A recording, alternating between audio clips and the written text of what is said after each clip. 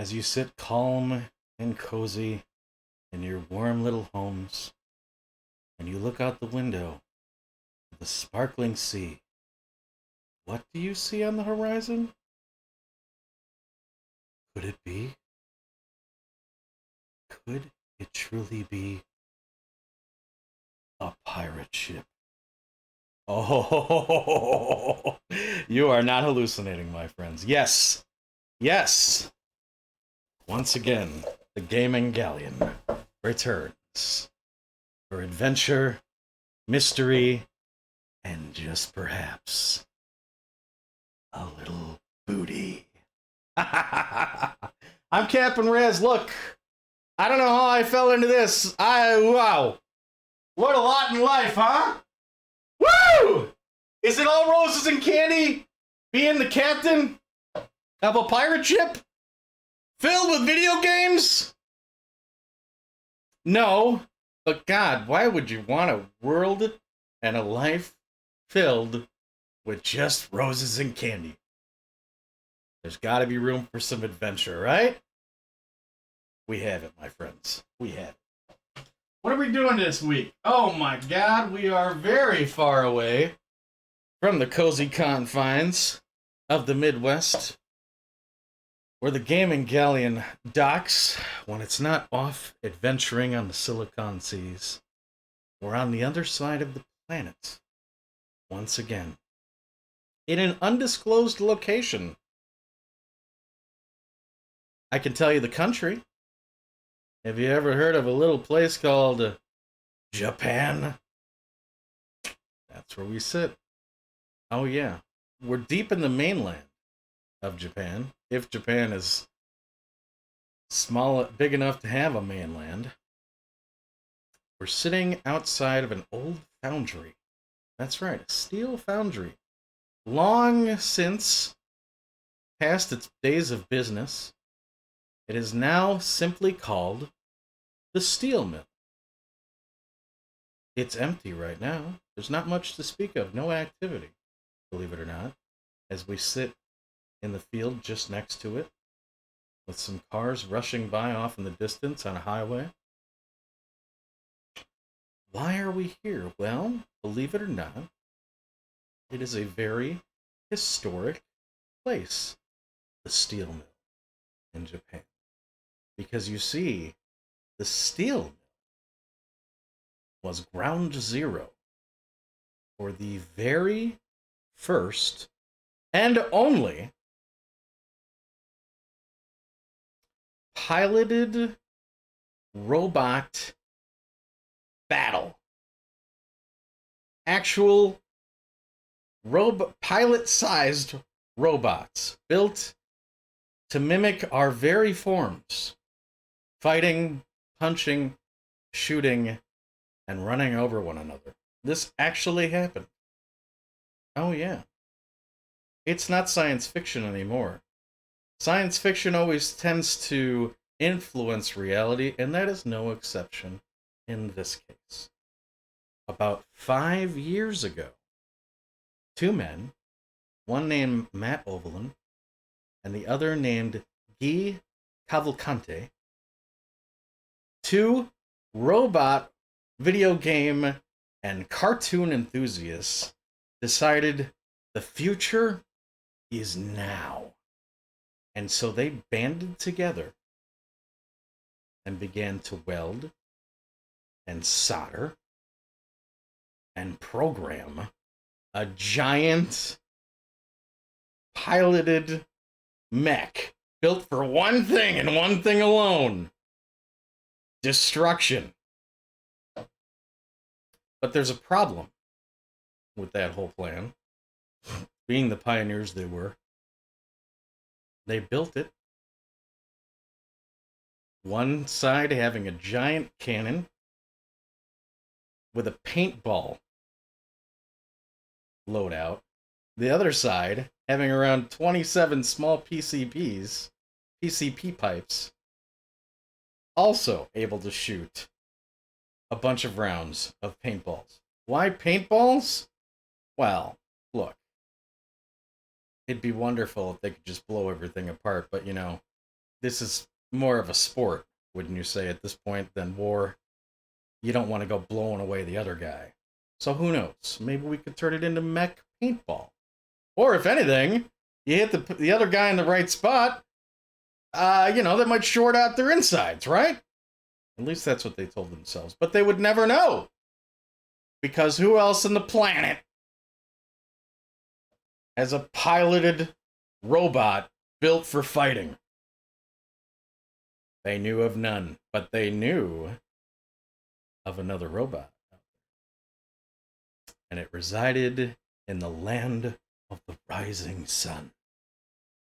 It was called Karatas. It was far sexier than Iron Glory, which is what Matt and Guy built. Iron Glory was rusted, decrepit looking, very top heavy with treads, 2 seats in the cabin, and 2 big cannons for arms. Karatas, on the other hand, built by a man with that namesake, Kagoro Karatas. He built a far sleeker robot, smaller, but it had wheels, thus making it far faster. A submachine gun arm, also designed for paintball, and then an articulated black hand, designed for actually grabbing and fighting. Well, Matt and Guy, they wanted to draw some attention and really see what Iron Glory could do. So they made a video. They showed Iron Glory. They put themselves, they donned American flag capes and walked across their lab, and they challenged Tsurubashi Heavy Industries to a duel. They said, we've got a robot, we hear you've got one, what do you say? Well, Kurata, all the way back in Japan, he thought about it, and he released a video of his own. And he said, yeah, that sounds great. I never really thought about it, but if there's another robot out there, why not? However, I hear you guys got a lot of guns. That sounds boring. I realize that's American, big guns, but who's going to want to watch that? I think we should do a melee battle. Well, Megabots, which is the company that Matt and Guy founded, they decided, gee whiz, well, not a lot of takers. I guess we're going to have to meet this guy halfway. But Iron Glory is in no way equipped for a melee battle. It's all guns. So they're like, well, there's only one thing we can do. We build a second robot designed for the sole goal of beating Karatas. So what do? They're like, oh, we have no money. What does anyone do these days if they have a pipe dream? They crowdfund it. And boy, did they crowdfund the hell out of this. People were all about it. Matt and Guy were saying, this is going to be more than a duel. This is the beginning of something big. We are going to make a league, a fighting robot league. And people were ravenous about it and started throwing money at these guys. They start taking the money and start hiring the best people they can think of who would be interested in this. They pick up some guy who was on Mythbusters for the better part of a decade. They pick up the 2 guys who created BattleBots. They get a guy from NASA to make sure that while they're in Iron Glory, that they're, not going to die.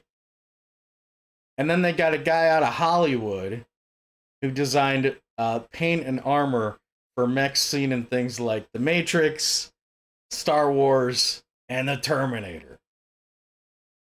And they get to work. They're going to make Eagle Prime, a new bot, bigger, heavier, and better armed for this kind of fight against Karadas. 2 years pass. Karadas says, "You guys challenged. I get to pick where the fight happens." He picks a steel mill out in Japan. They spend over $100,000 moving Eagle Prime over there. And Karadas says, "Hold on a second.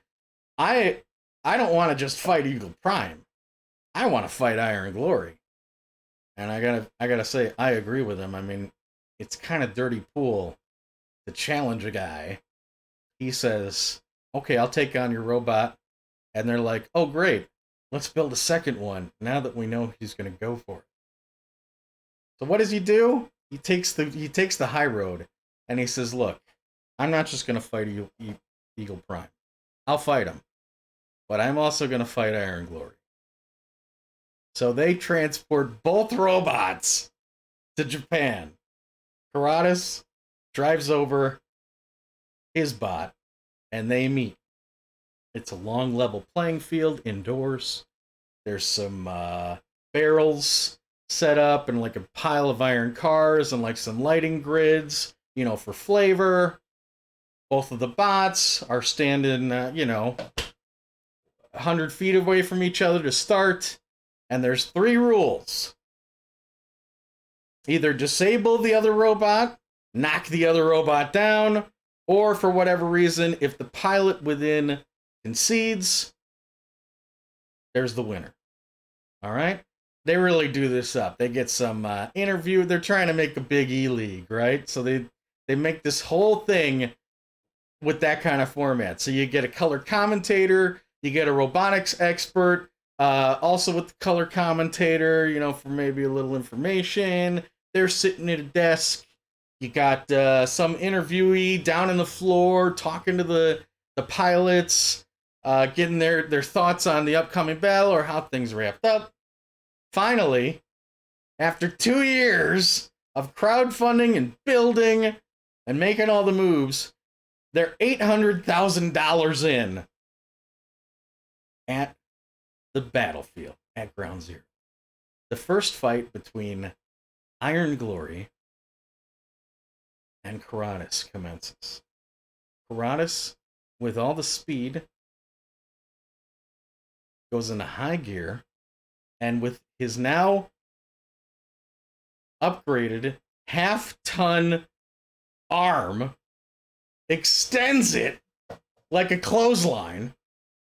Matt and Guy, inside Iron Glory, try to take aim with their paint cannon that shoots around 130 miles per hour, about the size of a basketball. They shoot at Karadas as he's coming at him.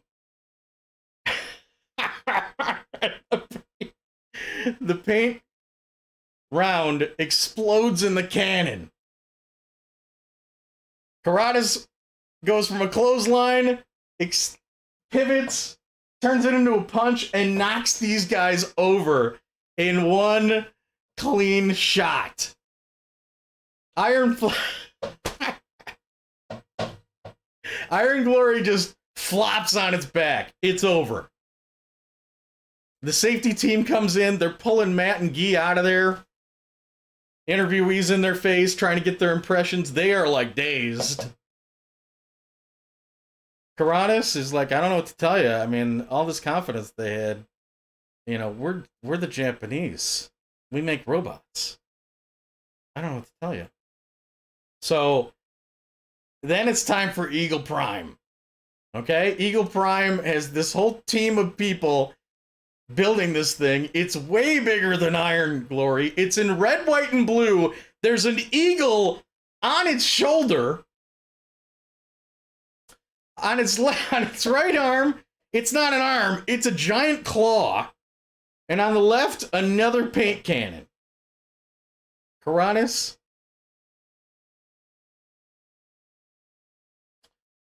as the rounds start, Karadas, he goes behind some paint cans, or some barrels for cover.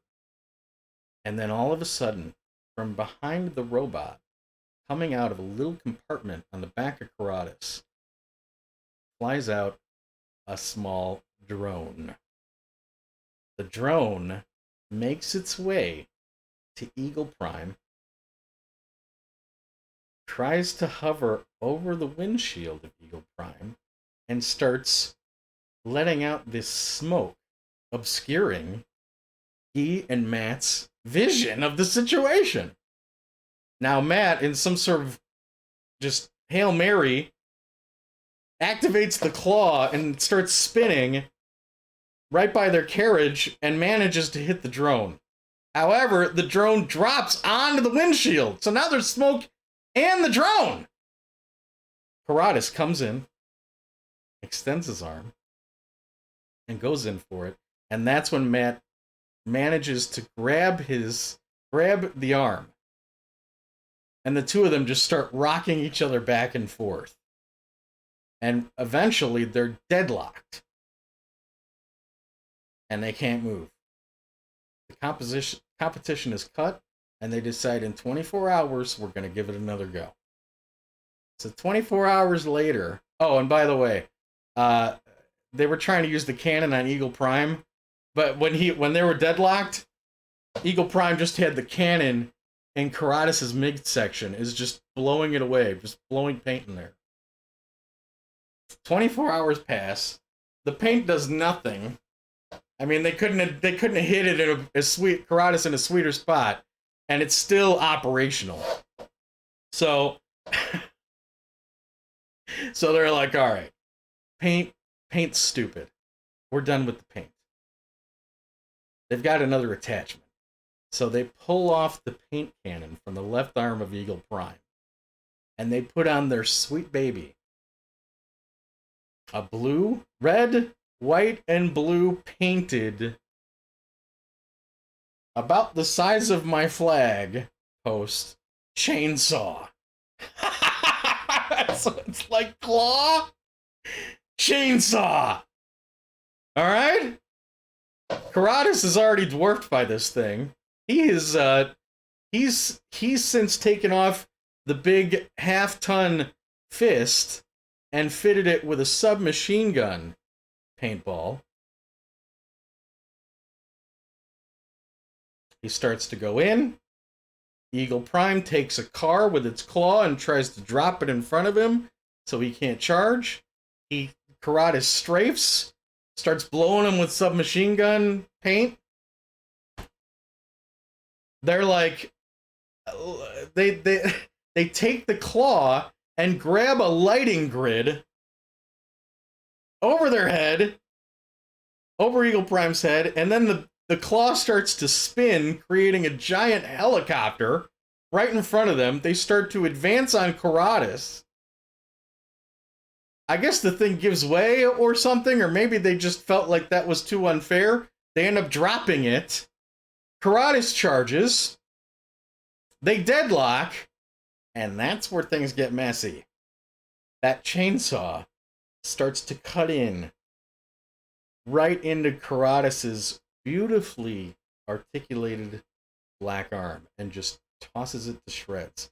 Then it reaches the submachine gun, opens up the casing.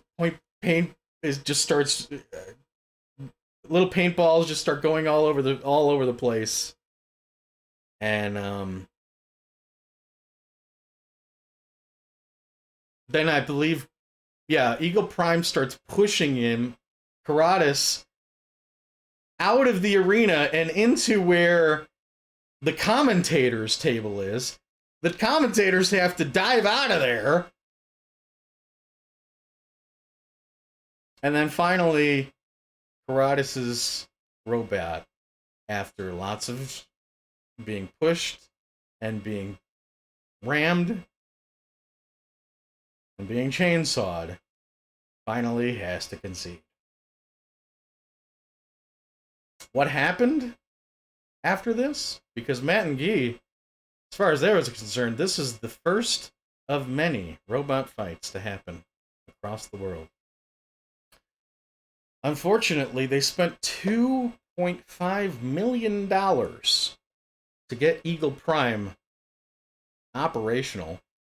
and it wasn't very operational. Let's just say that this whole robot duel owed a lot to the editors, if you know what I mean. These days, Eagle Prime is owned by some guy at a rodeo who's thinking of trying to turn it into the next Carzilla.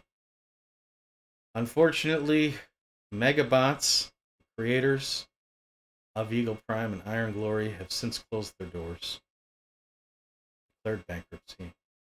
And as for Karada, well, it wasn't really about a business for him. It was really about just creating something special. And to this day, as far as I know, he continues to make robots. But he's got no one left to fight. Well, I was really looking for a game appropriate for this story. And I couldn't really find one. I know, they're out there. But trust me, it was more difficult than I expected. In fact, it was going to be a Dreamcast game, Techromancer. The Dreamcast screwed me. Not the first time that's happened. I got to stop trying to do Dreamcast games. Literally an hour before showtime. So what do we got for you? A blocky, cumbersome, in-your-face fighter. A game I've never played until an hour ago. Zero Divide. A PlayStation long box game. I believe, don't quote me, but I think this may have been the first 3D fighting game on the PlayStation 1. I meant to fact check that and I forgot. Let's take a look at the back. It says, "You are the error. Set in a virtual world inside a computer system hijacked by a group called Extal, Zero Divide puts you up against mysterious mercenary units, each with a unique fighting style." Okay? I played it. Actually, it's really not that bad. And if we have time, I'll tell you why I bought it in the first place. I got it for $10 off eBay a couple years back when I found out something special about it. All right, let's play Zero Divide for the PS1. Here we go. Oh, don't worry, we got booty. Man, I sure forgot to check the time. How long was that story? 20 minutes? Jesus, here we go. It's Zero Divide for the PlayStation 1. Who made this? Time Warner Interactive. May God have mercy on our souls. Here we go. All right, let me give you some audio. Oh, they're already beating each other up. They're ready to go. All right, here we go. It's blocky, it's ugly, but I'll tell you what, there's something sweet under the hood. All right, here we go. Oh, let me get my headphones. Welcome to the Extal Tower. I am Extal. You must now defeat all 8 units in order to find me. I'll be watching. And oh, he'll be watching. Good luck. At least makes one of us. All right, Zero. I'm gonna pick the most robot-y guy. Okay. In honor of Karadas, Iron Glory, and Eagle Prime. All right, looks like we're fighting some sort of scorpion here. Okay. There's 3 buttons: guard, punch, and kick. Ready? Go! I'm the blue guy. Oh boy. You know how it goes. The first guy in these crappy 3D games is already totally easy. By the second fight, you're gonna get absolutely maimed. Great counter. He's on his feet. Oh, look at that. He's hanging off the edge. Oh my gosh. Get up. Oh, jeez. That was close. Wow, hanging off the edge, huh? I bet they were proud of that gimmick. Get that ready. Can you do this in Virtua Fighter, kids?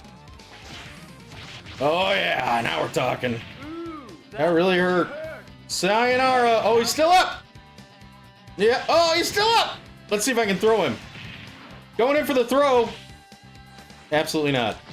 Yeah! Oh, you win. Now we're talking. All right, level 2 on our assault on Zal Tower. Looks like we're fighting some guy who's got a knife and a shotgun. All right, let's see if we can take him. We'll do one more of these fights. Maybe 2 more. We'll see how it goes, and then we'll do some booty. Go! Come here, you. Oh, I got him. I took him from behind, but he's coming back on me. Oh, that is so mean! Get up! Oh, see, this is what I'm talking about. Second fight, they're always jerks.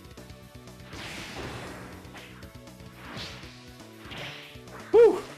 Great counter, baby. Get up. Yeah! Stomp! Now we're talking. Absolutely. Win. Woo! Get set. Ready. Punch, punch, kick. Go! That's the old 32-bit tried and true method, right? Punch, punch, kick. Stop him. Yeah! Now we're talking. Let's see if we can pull off a special move or something. Does this guy even have a special move? I wish I had a gun and a knife. Oh my god, get up. Oh my god! That did hurt. Ugh, get away from me. Alright, we got him. Can we do one more? And we'll do some booty? How's that sound? Let's do it. What is this thing? A cat? I'm seeing some ears there. I noticed on the back there was a cat. This may be her. Let's give it a go. Alright, come on. Stay focused. Get set. Ready. Look at those claws. Articulated claw technology. Oh my god. Oh, cripes. I've already got a busted up hand, apparently. Stop her! That's the one thing we can do. Oh my god, no! Oh. I'm noticing I have battle damage, but so does she, huh? Come on, finish her. Yeah! Better pull out something good. Oh, I tried to go in with an elbow. Yeah! Hello, exploding elbow! That's what we're talking about! Woo! Come on, one more, baby. Ready. Go! Oh, for God's sakes. Get up. Break counter. Yeah! I'm like counting the heck out of this lady.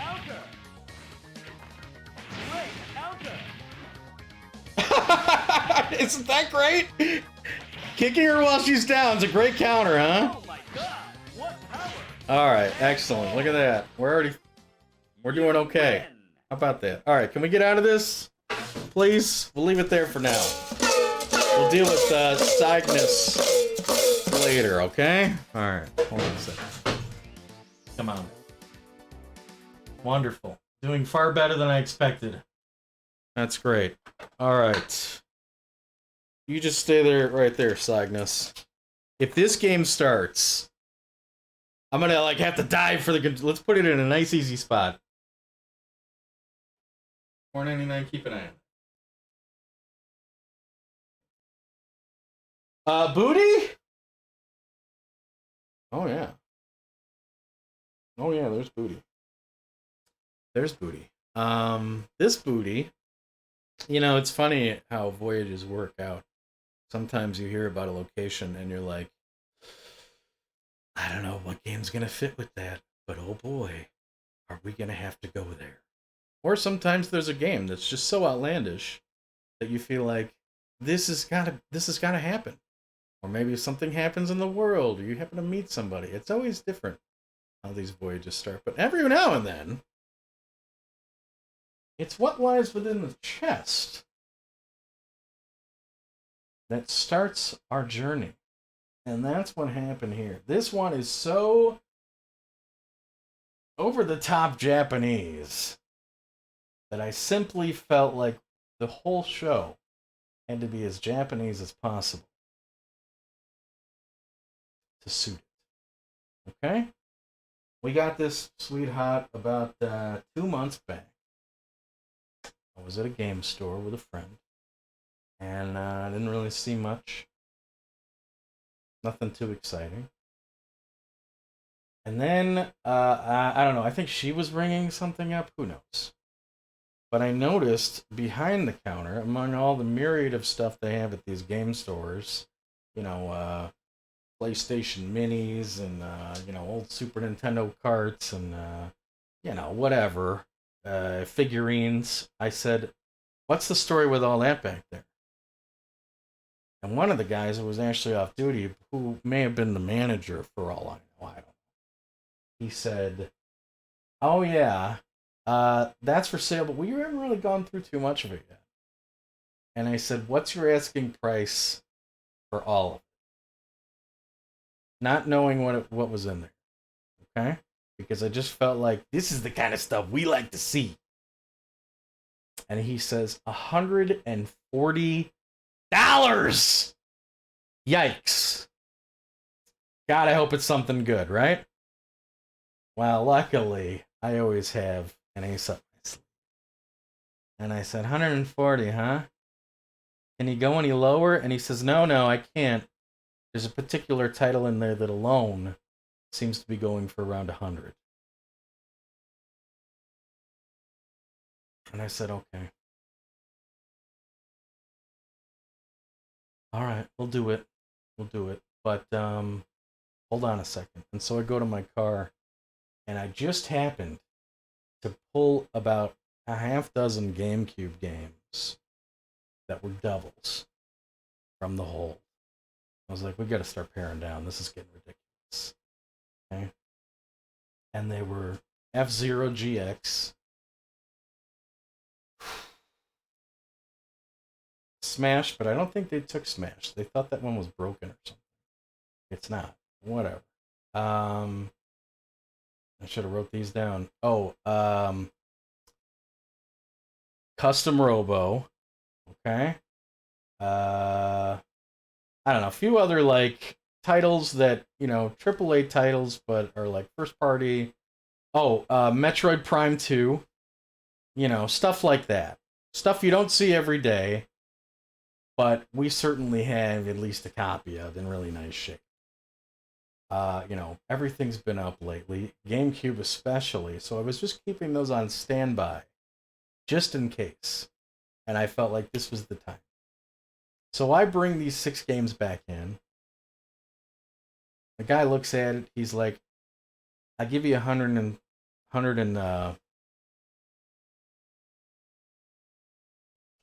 they were asking 140.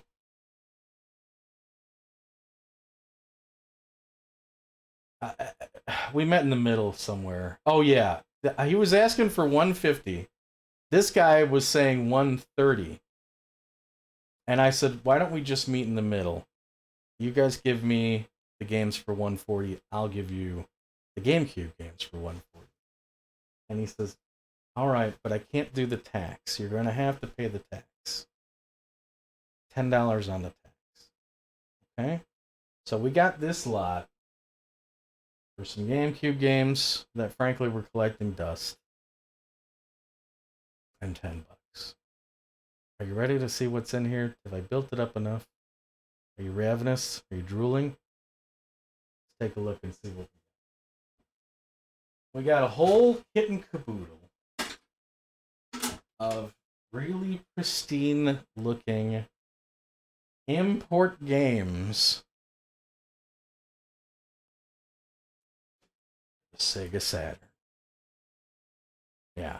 And don't worry, we have a Sega Saturn. Okay? This is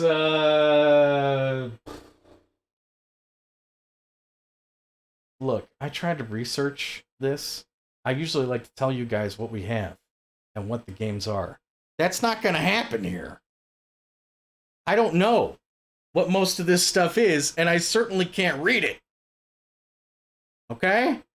So we're just going to have to bumble through. I will tell you that I popped in each and every game. And from an English player who knows nothing about these games' perspective, could tell you at least the ones that you could pop in and play. Now, some of these you may still get a kick out of just running them, looking at the material, looking at the manuals. It's collector geek stuff. But I'll tell you what games you may just want to look at because they're Japanese, and what games we're actually going to be able to put in and play and not have anything lost in translation. Okay? Let's start with the stuff that we can't really play just out of the box. You're going to be as confused as I am. Don't look at me for any guidance here. And if you have any guidance, by all means, I'd love to know as much as possible about this. All right, here we go. First one here, it looks gorgeous. I have no idea what that says. It looks Victorian here. A couple of knights. There's some sort of really gothic-looking skull in the background there. Somebody in some bikini armor. She looks wonderful. And as for the name, Saldner's Child. It's very you think that you'd be able to play this from the cover. No, there's no. It apparently looks to be like some sort of tactical role-playing setting with big armies going up against one another, perhaps like a total war sort of scenario.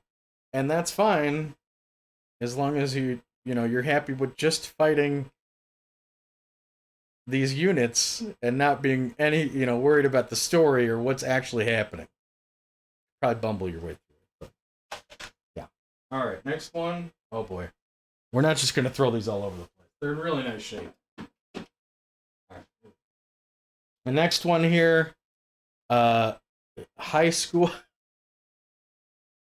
Did you get enough of high school? Well, here's more. Terra Story. Okay. High school Terra Story. I don't know. There may be something a little. What's the word I'm looking for?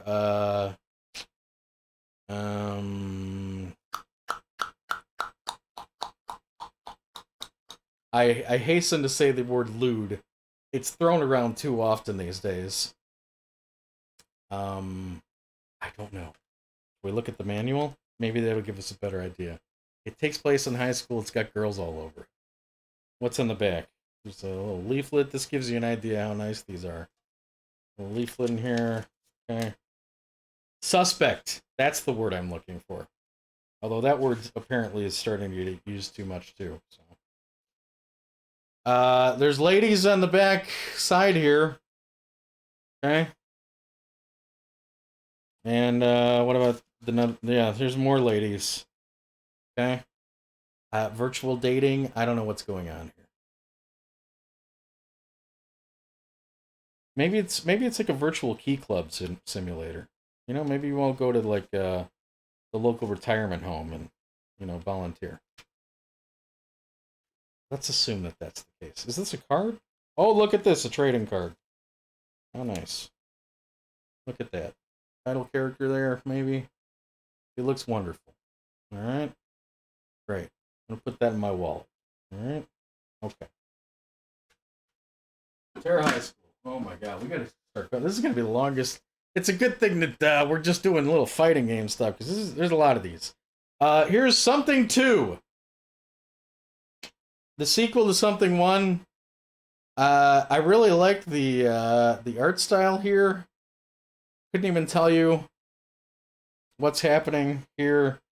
A lot of cartoony. I remember putting this one in. A lot of cartoon stuff going on here. People talking and laughing. Like this lady right here. Clearly something's up. Wow. I downed a whole cup of coffee before the voyage. Excuse me. Yeah, I don't know. Yeah, it's something about this looks familiar to me. The art style here, but I couldn't even tell you. Okay, I remember popping this in and you like there's a map town and you go, it's just like point and click, and then you're talking to some guy in like a church. You don't know what he's saying.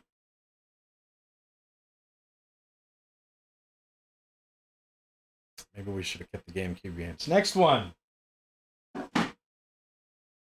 What is this? I don't. Another one of these. I broke up with Terra High School. Now I'm seeing this girl. Okay, this has nothing but pictures on the back. Uh,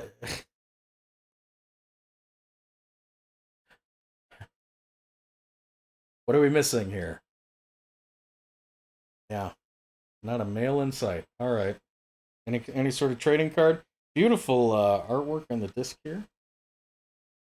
Very pretty. Like the vibrant colors there. Nice. All right. Oh, there is a little English here. Can bunny. Can bunny. Not a bunny to be seen. Not even bunny ears. Okay. All right. What do we got here? Another memories. Another memories. Is that the? I don't even think that that's proper grammar. Is it? Another memories. Very, very feminine on the back here. I feel like if if Bath and Body Works sold Sega Saturn games, this would be right near the register. If we take a look inside. It's just a manual. Another young lady.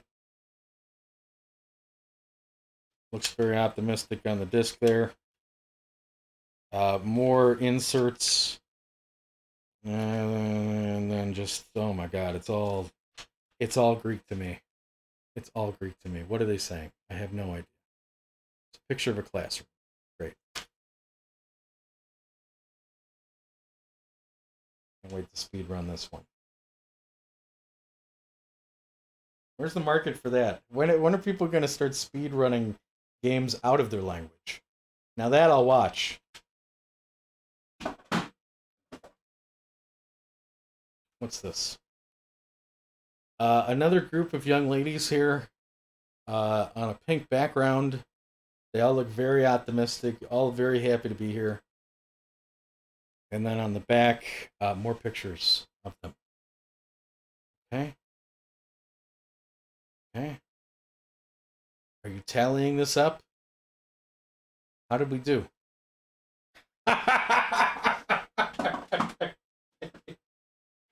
Shining in the Holy Ark. Now, this is one I actually recognized. This was a game that on the American Saturn would be quite expensive today.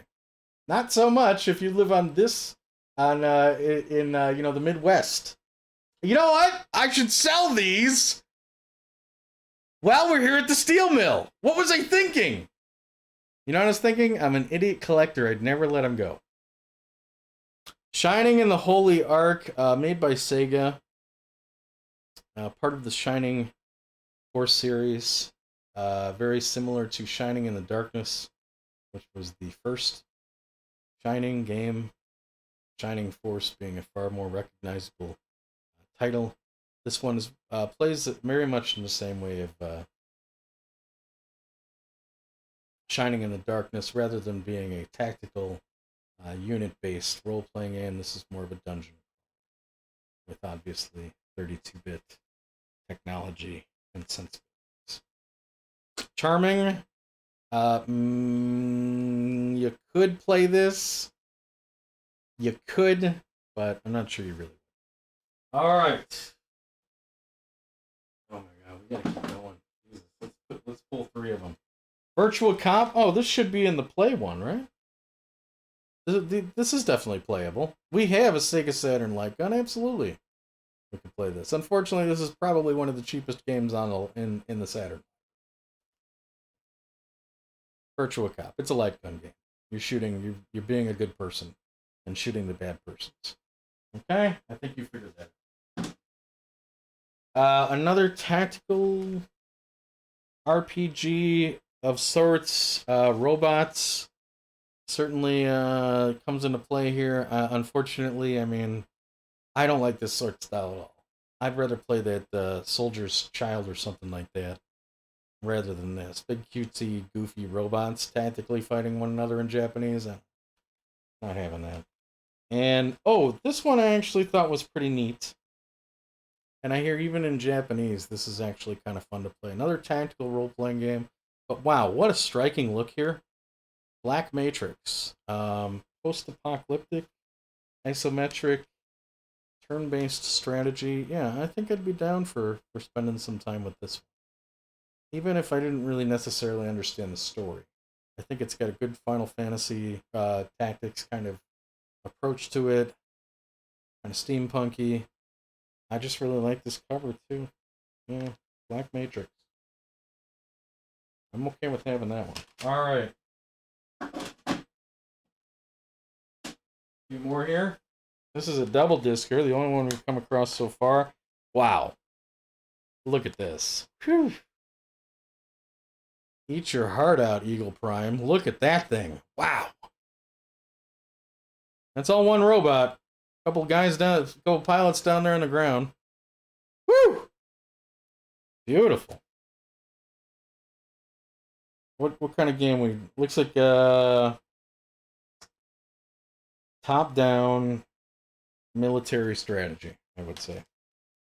And then Terra Fantasia, another Sega game. Terra Fantasia, gorgeous looking cover here. I really like that style. Looks like the kind of setting I'd get into. I'm not exactly sure what to make of this one. Let's see. More tactical role playing. It's all things you can do nothing with if you're an English speaker. Dating simulations, you know, interactive books, turn-based strategy. All right, it's Sega nonetheless. What do we got here? This I remember looking at this one. This is a demo disc. I'm pretty sure that's what that means. Trial? I'm not even sure that this is playable. I think I watched it for like 10 minutes waiting for gameplay, and then it just went back to the menu. We got scammed on that one. Alright. Really cool. This is really cool. This really reminds me of like Gundam. Look at that. I don't know what this means. Z. Love that art style. These are gorgeous. Is that Gundam? That is a Gundam back there, isn't it? Look at that. Huh. How about that? Yeah. Oh, absolutely. Absolutely. What genre? Let's see if we can gather that from the manual. I mean...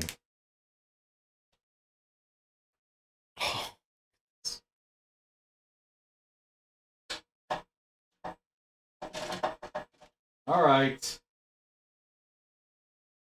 Look at this. Now this is my kind of centerfold.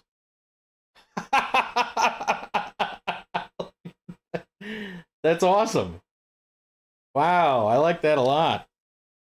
That's really neato kino. As for gameplay, this may be, I don't know, another interactive book? I can't, to be continued. To be continued. At least that's in English. Yeah, I'm guessing this is like a visual novel. Which is interesting since it's... Oh, wait. No, I'm wrong. I'm wrong. Oh, I remember playing this. This was kind of like a shooter. Check it out, dude. Yeah, this game was pretty sweet. Kind of a 2D shooter. Yeah, this game was pretty awesome. Now I remember. Yeah. I think the problem here was maybe there were like some cutscenes that just bogged it down, and I'm not sure if I could get through those. Maybe there's like an arcade mode though. Yeah, this game was pretty sweet. I forgot about that. It's been a while since I booted these up. I try to do my homework as best as possible, so. Alright. Another double discer. Ooh, this is neat. You're gonna recognize this one on this side of the pond. Return to Zork. Yeah, that's an old classic. Around old PC heads. Even I spent some time in Zork. And I never played a lot of PC, but I sure knew that. Yeah, that's pretty cool, huh? Return to Zork. I believe this is the sequel. Zork pretty much got its name for being completely text-based way back in the day. This one, obviously, they couldn't get away with that on the 32-bit system. They had to make it a little more sexy, which they did. This is all, the whole game is portrayed in full motion video. The catch, I checked, I looked, I did research. There is no English mode in this sucker, unfortunately. Are we missing a disc?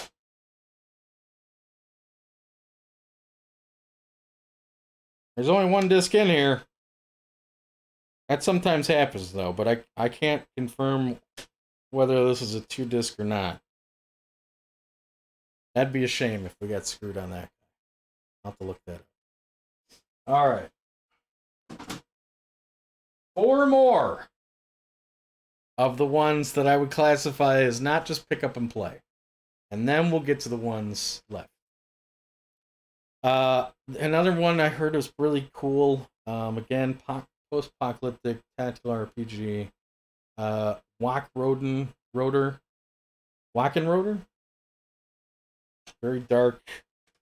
Really cool look. Isometric. Final Fantasy Tactics X-esque. I saw a commercial for it that only played in Japan, obviously. It was pretty funny.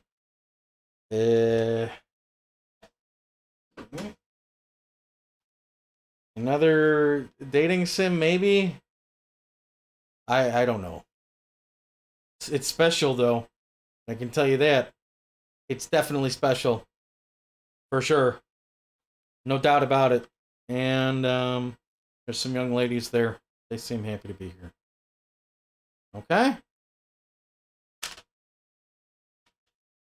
Yeah, I'm not even gonna bother. Oh! What a tease. What a tease! That this isn't in English. Tactics Ogre! Oh, God. Oh. What a treat. You know what? Eat your heart out, Final Fantasy Tactics. Tactics Ogre.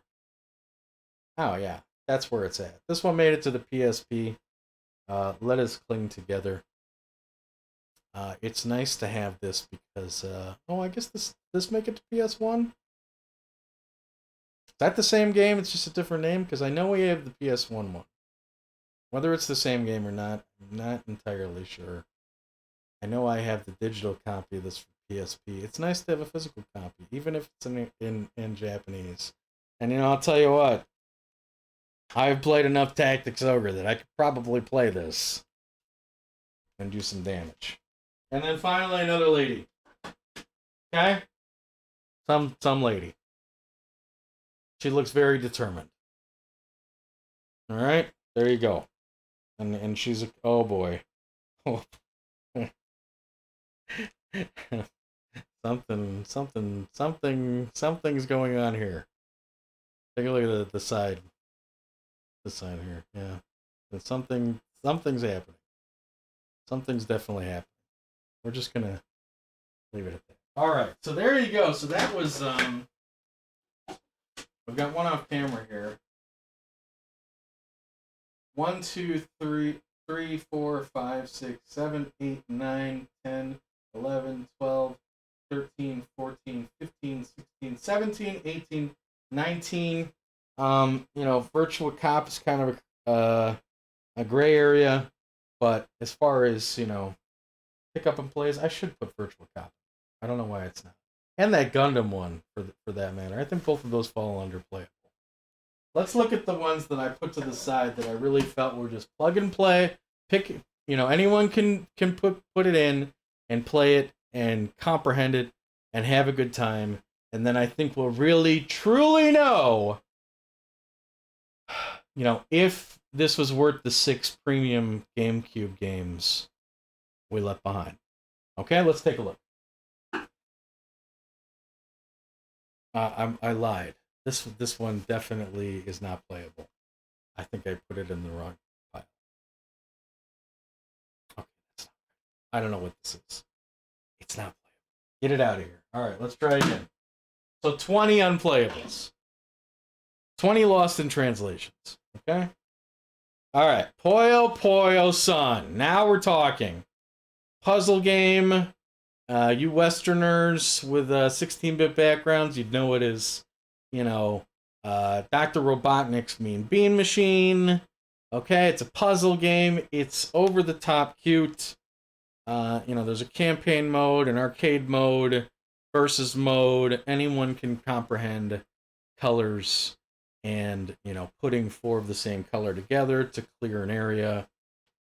Even to this day, Puyo Puyo Pop holds some water around Japanese retro players and American. Okay, all right. This one I'd never heard of, and frankly, while it is playable, it sucks. You wanna know what this reminds me of? What is it called? First of all, I can't even pronounce it. Gaboinkers? No idea. No idea. Sucks. It's like Faceball. I'll give you an idea. I think it's split screen though, so at least you can suffer through it with a friend. That makes it playable as far as I'm concerned. Okay. So here's the game where the guy was like $100. This one's going for $100. Don't have a lot of role-playing games for my Saturn.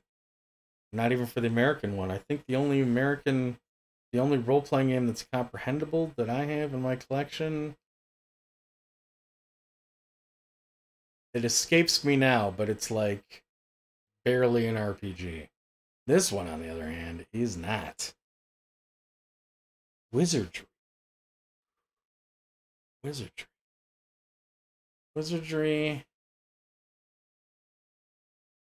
The Lyle Ganmeen saga. Lyle Ganmeen's really cool. Wizardry, another game that was really just all about your imagination. You make a party, and you go out into a dungeon, try to survive, and come back with loot. This one actually has 3 wizardries on it. 3 wizardries. Wizardry 1, 2, and then finally this Legama Saga. Now, whether the saga is exclusive to the Saturn, I'm going to say I doubt it, especially in today's age. Maybe at the time, but what's great about this is, for whatever reason, there is a way to play this in Japanese or in English. Wow, this is great. My Saturn collection just does not have any RPG punch. Now we've got 3 absolutely really good classics with a real pedigree and history to them, and it's the perfect setting for a guy like me. Mazes, monsters, wizards, and wizardry. Absolutely. Really nice. Virtual On. Not bad at all. Probably could have been a decent pick for this whole robot fighting show. Not too bad at all. Have you ever seen Virtual On in the arcade? You play with 2 joysticks. I can't even describe it, but it's totally awesome. Totally awesome. This is a great game, even with a controller. A lot of fun. 2-player, third-person perspective fighting against a friend. Very over-the-top, cool, but technically demanding and skilled battles against your friend. Very cool. Fighting Vipers, certainly one of the more well-known Saturn games. They really pushed this one in the marketing department, at least here in the States. The real gimmick being, hey, it's Virtua Fighter, but we've got girls, and you can knock their clothes off.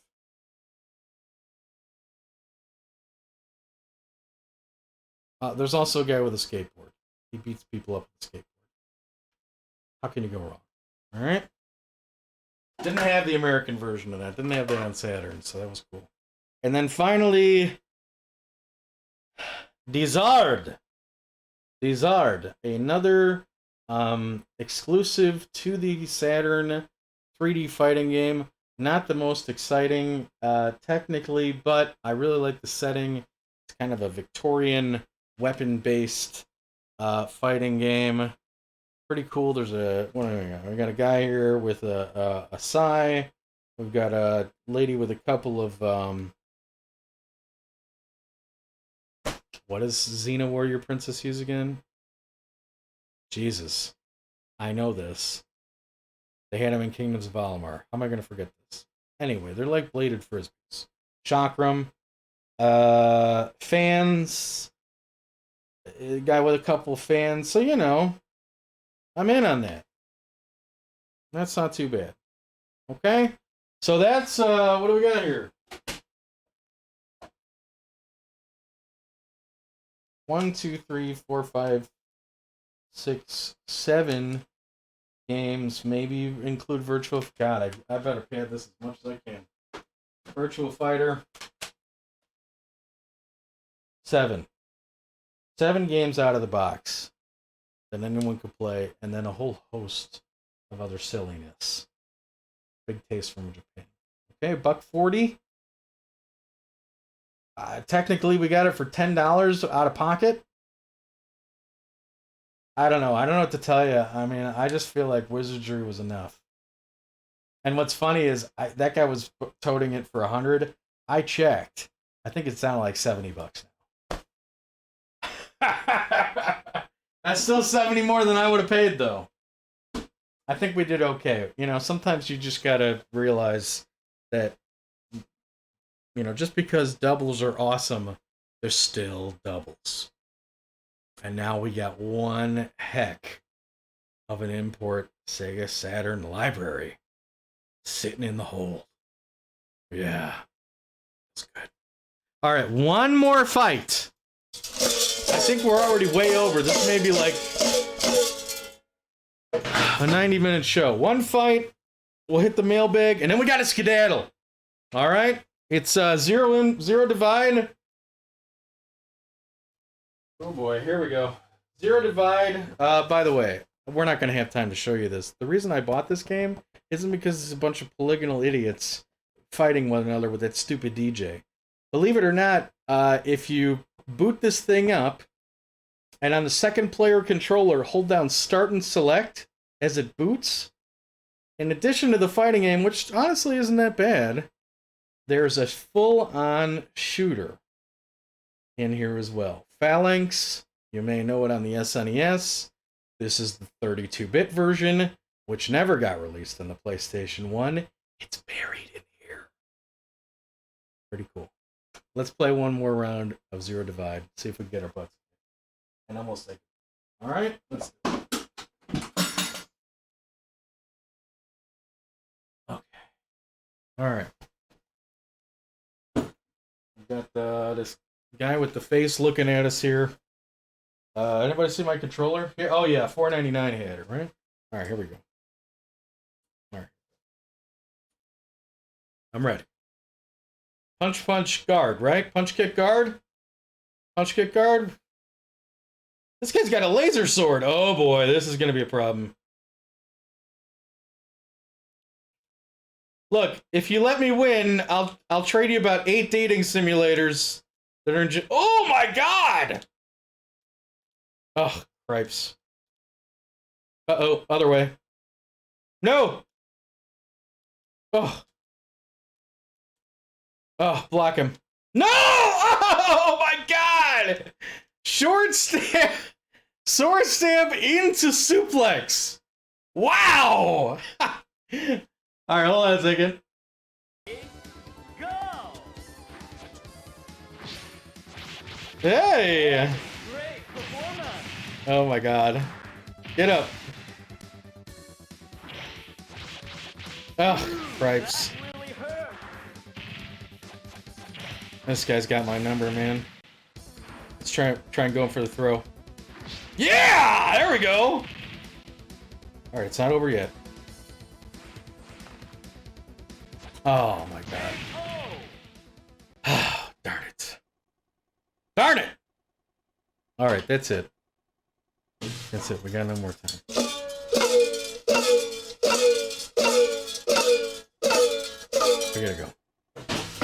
I can't believe how long this show is. The longest ever. There were too many Saturn games. You know what I'm talking about? We better hurry it up. We're over time. They're going to kick us off the steel mill. We said 1 hour and we'll be off the grounds. You don't want to mess with the Japanese. Mailbag. Let's check it out.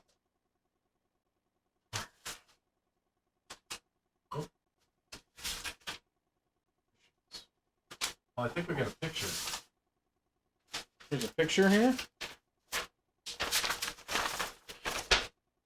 Look at that. Who knows who made it? Doesn't say. Beautiful. All right. Okay. Oh, wait. It says on the back.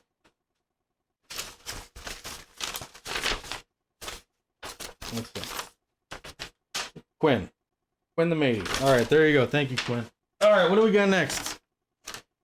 Whew. Okay. Here's a letter from Zadrian. Zadrian writes, Dear Captain Raz, will rapper, singer, songwriter, and record producer Travis Scott, the inspiration for the delicious, filling, and competitively priced Travis Scott $6 meal available exclusively at McDonald's, featuring a quarter pounder with lettuce, pickles, onions, ketchup, mustard, and bacon, a medium order of fries with barbecue dipping sauce, and an ice-cold Sprite ever be a guest on the Gaming Galleon, perhaps for some sort of collaborative project. Loving it. Zadrian.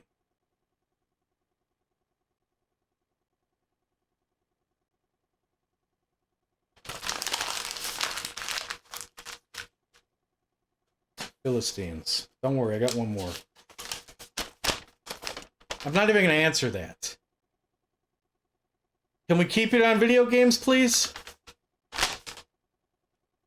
Cord Cutter writes, will singer and songwriter J Balvin... Okay, that's it. Thank you. Thank you for joining us, everyone. It was really great. Really appreciate it. You guys want to see some pictures of Iron Glory? Here's Iron Glory. Look at that. I didn't want to have to rely on pictures. There he is. Iron Glory. Here's Karadas. All right. I wanted your imagination to do, but here they are. Here's some money shots. And there's Eagle Prime. He's holding the car. Wow. That's America for you. All right. We'll see you later. Thanks for joining us. We'll see you next time. Not sure where, not sure when, but boy, do I know one thing for sure. Wherever we go next time, we're going to do it together. So until then, well and adieu to ye fair Spanish maidens. Well and adieu, ye ladies of Spain. For we received orders for to beat up some robots. And lo, nevermore shall we see Hogan. Keep your powder dry, mate.